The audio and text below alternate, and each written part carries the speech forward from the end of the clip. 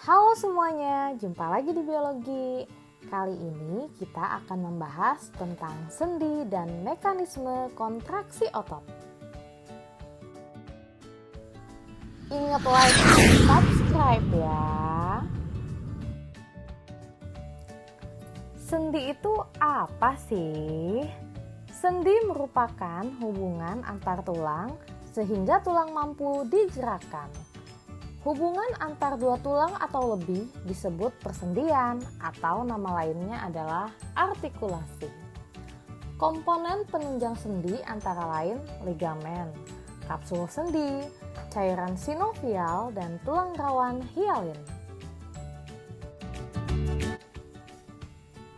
Tipe-tipe persendian. Ada diartrosis, merupakan persendian yang memungkinkan terjadinya gerak yang sangat bebas. Misalnya, sendi peluru, sendi putar, sendi pelana, sendi engsel, dan sendi luncur. Sedangkan ada sinartrosis, merupakan persendian yang tidak memungkinkan adanya pergerakan.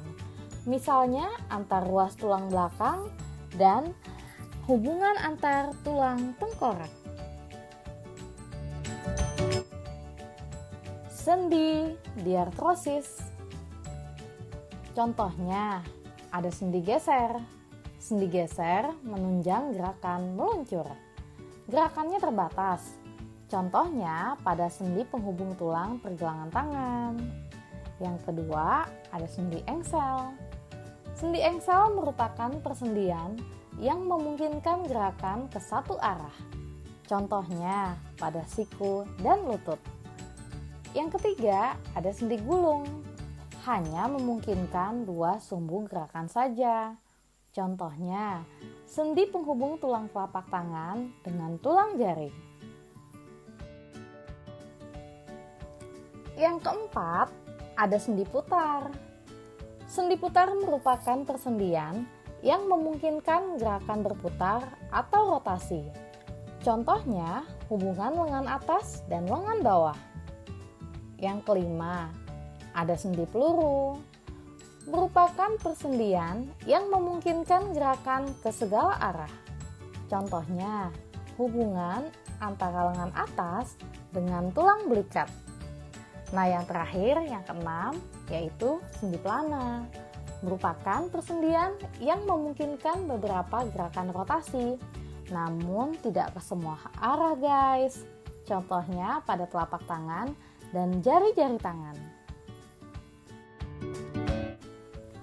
Sendi sinartrosis. Nah, ini merupakan kebalikannya dari sendi diartrosis. Terbagi menjadi dua, yaitu sinartrosis sinkondrosis dan sinartrosis sinfibrosis. Apa bedanya ya? Sinartrosis sinkondrosis merupakan sinartrosis yang tulangnya dihubungkan oleh tulang rawan. Contohnya, hubungan antar ruas tulang belakang. Sedangkan sinartrosis sinfibrosis merupakan sinartrosis yang tulangnya dihubungkan oleh jaringan ikat serabut atau fibrosa. Contohnya, pada hubungan antar sendi di tulang tengkorak. Kita bisa bergerak karena adanya otot dan rangka. Otot berfungsi sebagai alat gerak aktif, sedangkan rangka sebagai alat gerak pasif. Otot terdiri dari sel-sel yang terspesialisasi untuk kontraksi, yaitu mengandung protein kontraktil yang dapat berubah dalam ukuran panjang dan memungkinkan sel-sel untuk memendek.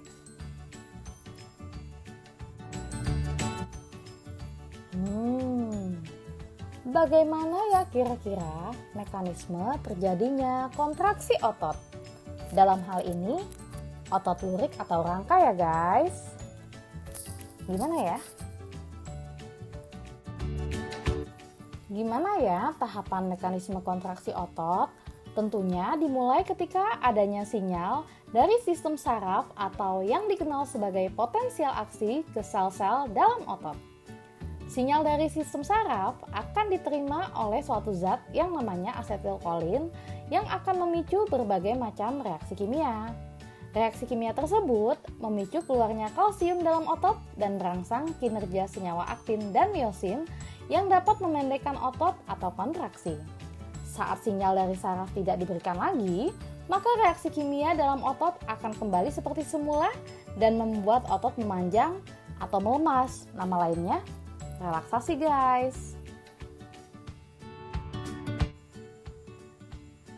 Nah, kira-kira nih ya, bagaimana sih otot lurik itu bisa berkontraksi? Ternyata jalannya lumayan panjang nih, guys. Jadi, otot lurik tersusun atas miofibril. Setiap miofibril tersusun atas sarkomer yang dibatasi oleh 2 garis Z. Sarkomer mengandung filamen protein tebal yang disebut dengan miosin, sedangkan filamen yang tipis disebut dengan aktin. Nah, si miosin sama aktin ini saling tumpang tindih, guys. Pita A adalah daerah gelap yang mengandung aktin dan miosin. Zona H adalah bagian pita A yang hanya mengandung miosin di tengah. Sedangkan pita I adalah daerah ujung sarkomer yang terdapat di daerah terang dan hanya mengandung aktin.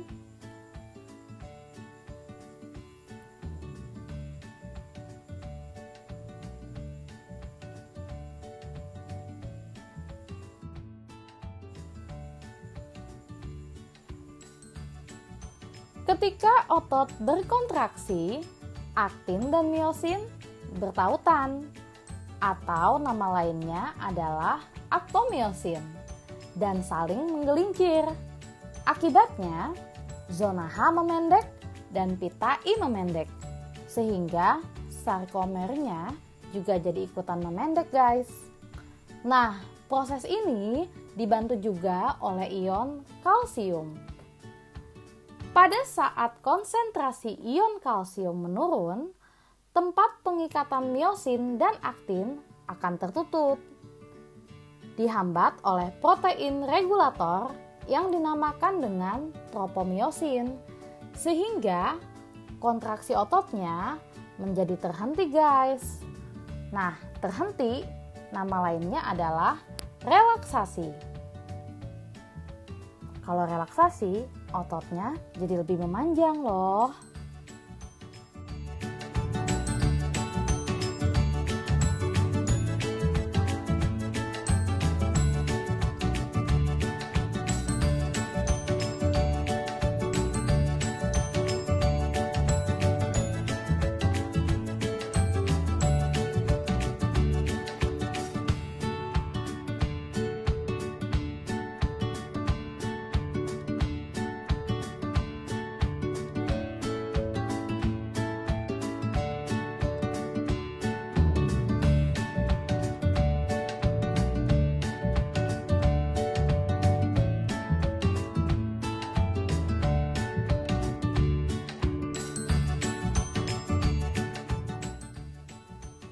Nah, itu dia sekilas tentang sendi dan bagaimana mekanisme terjadinya kontraksi otot. Ingat, olahraga dan makan makanan yang bergizi ya, supaya otot kamu menjadi kuat. Bye! See you on my next video.